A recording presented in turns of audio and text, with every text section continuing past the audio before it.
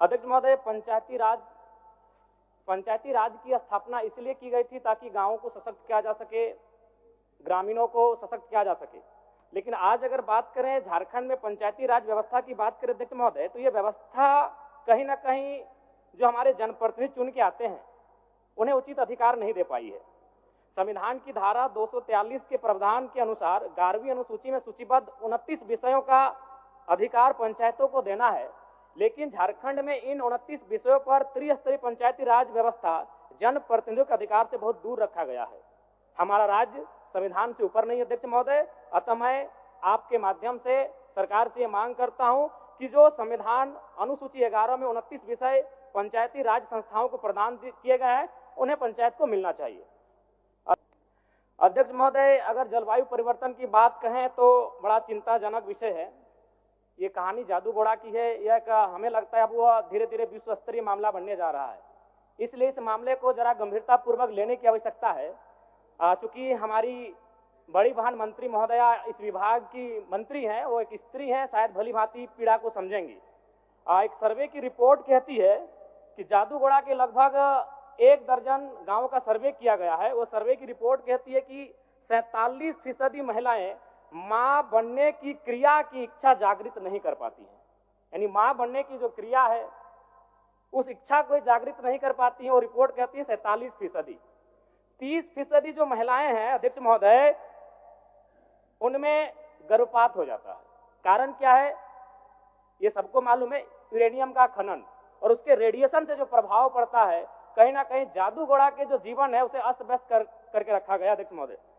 और अध्यक्ष महोदय, ये थोड़ा सा अब शर्म कीजिए या हंसिए या अपने दुर्भाग्य को कोसिए, एक बड़ा विचित्र विषय सामने आता है अध्यक्ष महोदय। जादू घोड़ा की यूरेनियम खानों से निकाला जाने वाला प्रारंभिक ईंधन, जिसे येलो केक भी कहा जाता है, परिशोधन के लिए हैदराबाद स्थित ईंधन प्रक्रिया केंद्र भेजा जाता है, जहां यूरेनियम की छड़ें बनने के बाद शेष रेडियो एक्टिव कचरे को पुनः 1500 किलोमीटर दूर लाकर जादू घोड़ा के गांव में बिखेर दिया जाता है। अध्यक्ष महोदय, ये तो वही हुआ ना कि आप रांची से जाकर धनबाद में केला खरीदें, केला को लाकर रांची में खाएं और फिर छिलका आप धनबाद को सौंप दिए। कारण क्या है? ये बहुत गंभीर विषय है।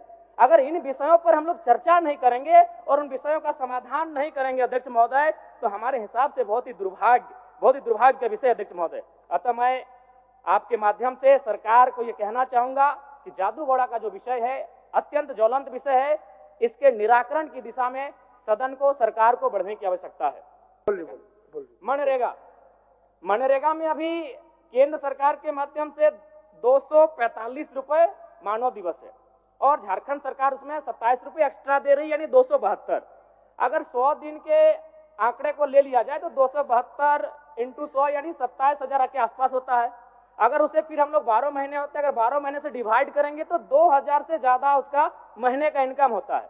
इससे क्या होता है कि नरेगा का काम लोग करना नहीं चाहते हैं, तो जब नरेगा का काम करना नहीं चाहते हैं, यही करप्शन सृजन होता है।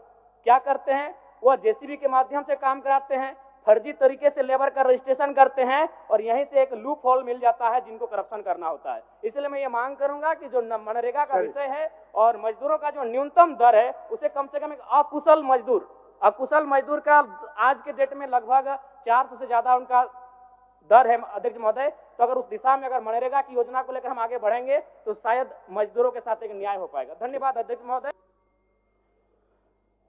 धन्यवाद अध्यक्ष महोदय।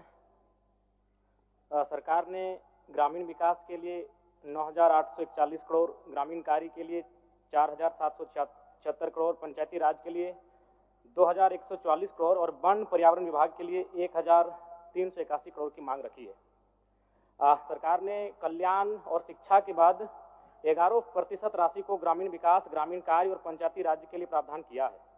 इस राशि को सरकार अगर खर्च कर पाए तो बहुत बड़ी उपलब्धि होगी अध्यक्ष महोदय। लेकिन विगत वर्ष 13,657 करोड़ की राशि ली गई थी, परंतु खर्च मात्र लगभग 10,176 करोड़ की राशि को खर्च कर पाए थे।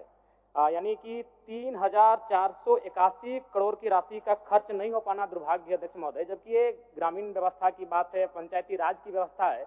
ग्रामीण यानी गांव, और गांव तभी सशक्त होंगे जब उनका जो हिस्से की राशि है वह 100% खर्च हो पाए। बीते वर्ष देश की प्रति व्यक्ति आय 2,28,000 रुपए थी अध्यक्ष महोदय। गोवा में सर्वाधिक 4,61,000 रुपए, वहीं हमारे झारखंड में मात्र 68,612 रुपए थी, जो कि चिंताजनक है। अध्यक्ष महोदय, भारत की आत्मा गांव बस्ती है। ग्रामीण विकास को मापने के लिए प्रति व्यक्ति आय एक अच्छा पैमाना है। जब झारखंड राज्य को अलग किया गया था उस समय हम लोग प्रति व्यक्ति आय में 26वें स्थान पर थे, और बड़ी दुर्भाग्य का बात है आज भी हम लोग 26वें स्थान पर बरकरार है अध्यक्ष महोदय। अबुआ आवास योजना के तहत 6,01,135 निर्माण को स्वीकृति दी गई है।